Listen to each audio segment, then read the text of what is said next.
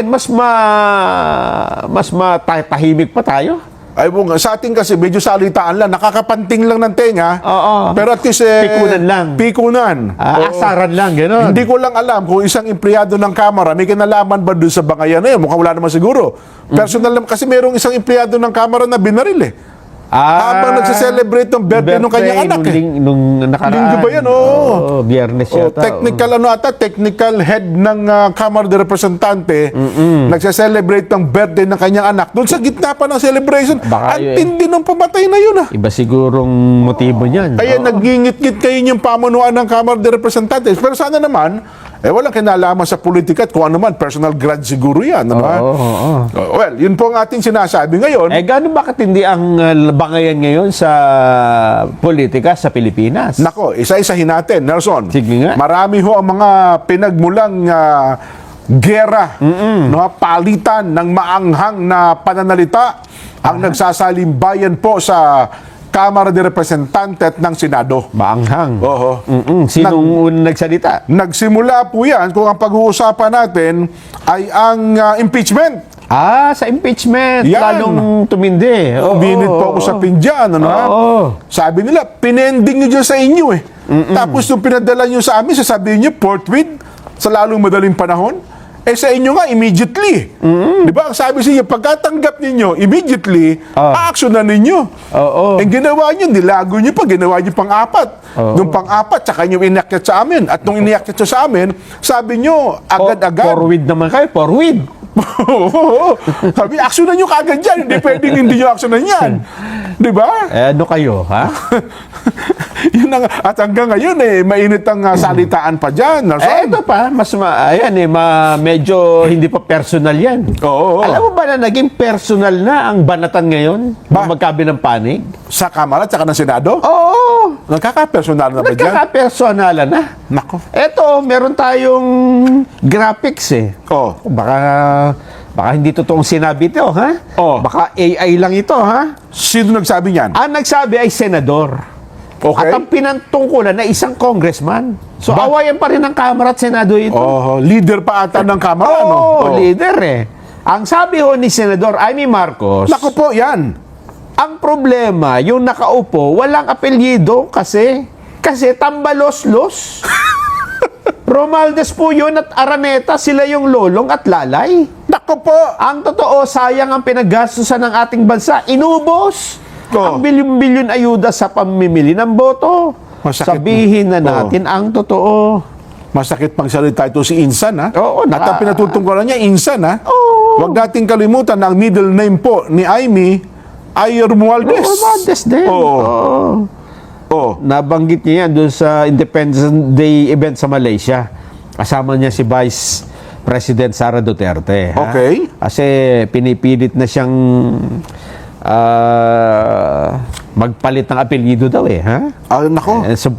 Wala nang kasing apelyido yan kasi tambalos-los yan. Yun ang kanyang tugon. Ganon. May sagot naman ang kampo ni Speaker. Nag-retaliate ang kabila. Oo. Ayun ang sinasabi ko, gera nga. Nagpakawala rin ng missiles. Sa pamamagitan ng missile launcher na si Princess Abante. Missile launcher alam ko sa Abante, prinsipe, di ba? Prinsipe Abante. Ito pala, prinsesa. Ibong Adarna yun. Ibong Adarna yun. Ayon po kay Princess Abante,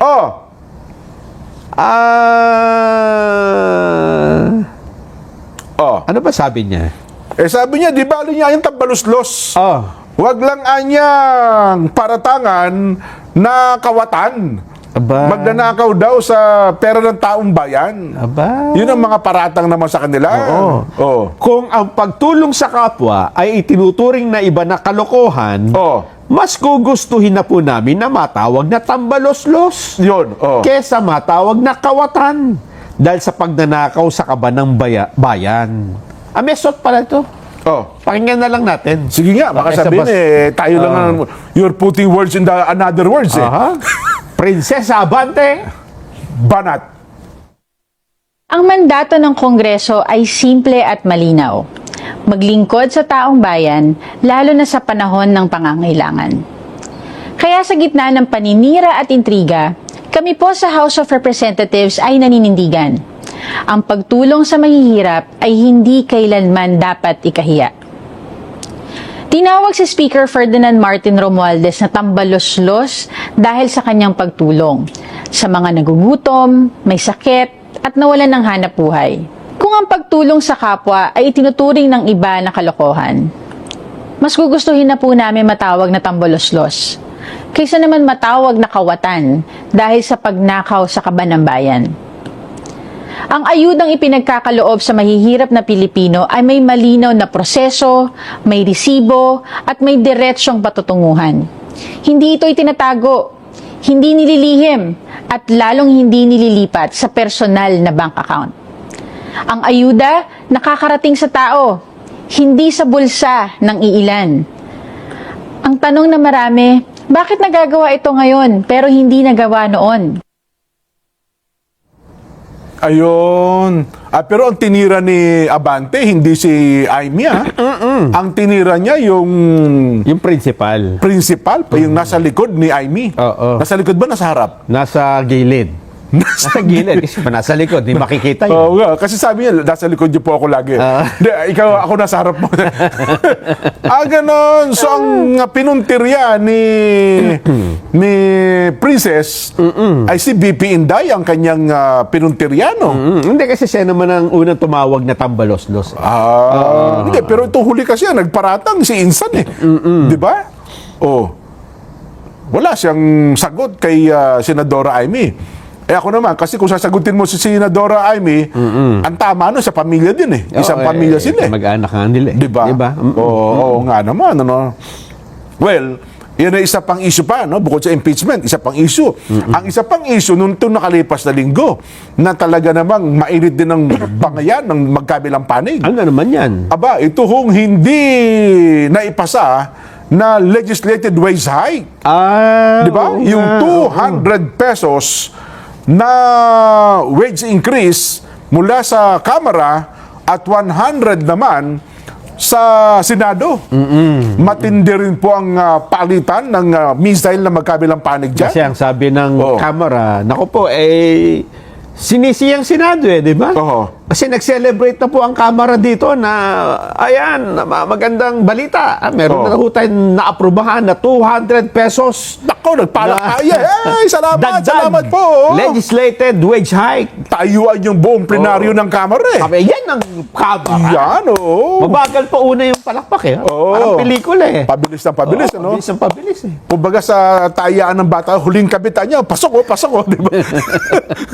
Di ba?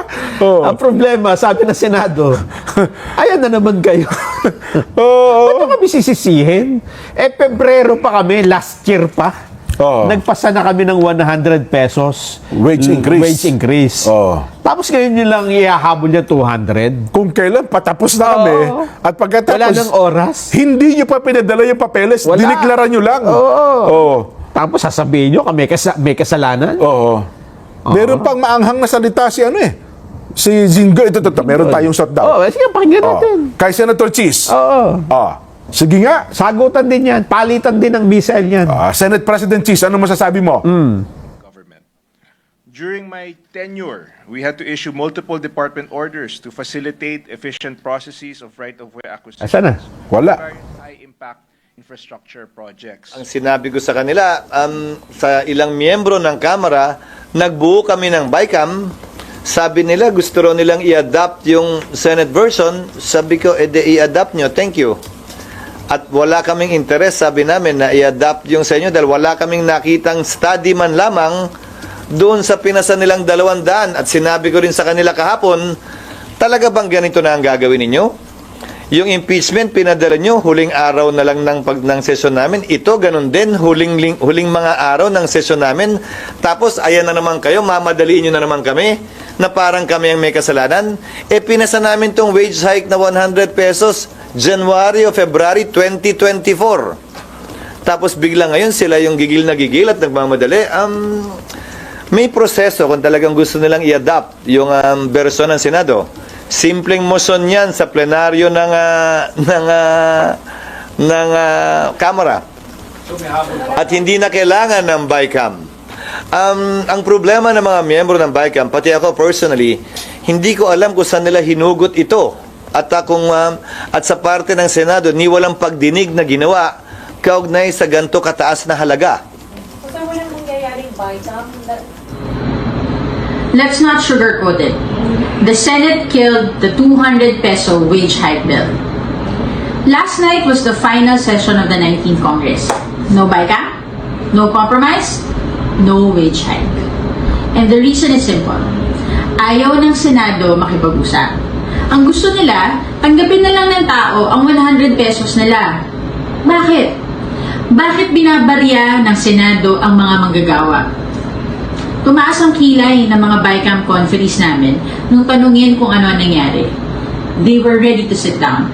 They were ready to defend the 200 peso proposal and fight for labor, only to find out that the Senate had no intention of meeting at all. We were ready to deliberate. We came in good faith. But what the Senate gave us was a take it or leave it ultimatum. Wala silang balak makipag-usap. Ang gusto nila, susunod lang kami sa gusto nila. That's not how democracy works. And that is not how we should serve the people. Sinungaling yan. Tsaka kabago-bago lang yan eh. Hindi nagre-research yan. Sabihin mo, paano namin short-change yung mga workers? Paano namin pinagdadamutan yung mga workers? I think 100 pesos, and that was the bill of Senator Mig Subiri when I was chairman of the Committee on Labor. Hindi namin short-change. Siguro yung 100 pesos, that is an ideal amount na dapat makuha ng ating mga workers. Now, kung ilalagay mo 200 pesos, sa tingin mo ba hindi magko-collapse yung economy natin?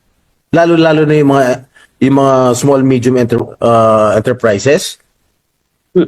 Sige halimbawa pumayag ang Senado 200 pesos, i-adapt namin yung House version. Ano sa tingin mo in the future? Lalong maraming mawawalan ng trabaho dahil maraming magsasara ng mga kumpanya because they cannot afford it. What do they want to do? They want our economy to collapse? Mag-isip muna sila bago sila. Yan si Abante, hindi nag-aaral yan. Siguro kabago-bago lang niya. Dapat gumawa muna siya ng research bago siya pumutak dyan. Oh, Matindi nga. Mas Di ba matindi pa nga maanghang ang pananalita yan? kung mga bala yan na nagkasabog-sabog na nga tayo. Oo, buti na lang salita nga lang. Eh, tatago tayo sa shelter ng mga salita. Kailangan mo na magtago sa yungib niyan. Kailangan dito dyan ng tagapamayapa. Oho. Kasi hindi na maganda na palaging ganito. Kasi ang mangyayari nito, walang mabubuong kompromiso ang Senado at Kamara. Kaya alam mo, Ha? ang tawag natin niya, Congress, ano? Iisang Kongreso. Although meron tayong Senado at Kamara, pero pag tinawag natin sa kabuuan, Kongreso yan. Isa lang yan, tagagawa ng batas. Yes, Oo. ano ha? Pero paano nga ito? Sapagkat sila mismo, ang dalawang kapulungan ay nagbabangayan.